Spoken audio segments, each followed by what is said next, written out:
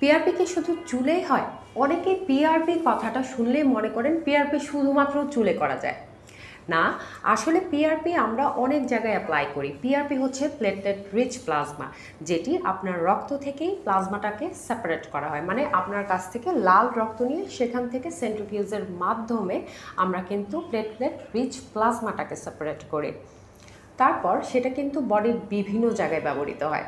যেমন ধরুন, চুলের জন্য পিআরপি করা যায়, পাশাপাশি কিন্তু স্কিনের জন্য পিআরপি বা ফেসের জন্য ফেসিয়াল পিআরপি খুবই জরুরি একটি জিনিস।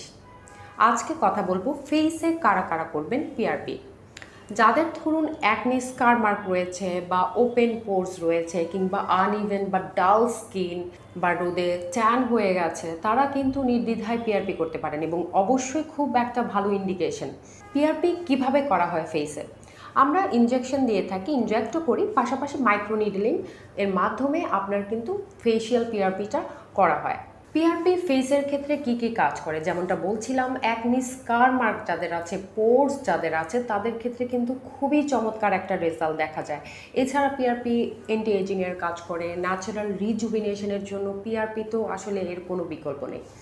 এছাড়াও যাদের কাটাছেঁড়ার দাগ থাকে ফেসে কিংবা বডির অন্যান্য জায়গায়, তারাও কিন্তু পিআরপি মাইক্রোনিডলিং করতে পারেন। সেক্ষেত্রে খুবই চমৎকার রেজাল্ট আপনারা দেখতে পারবেন।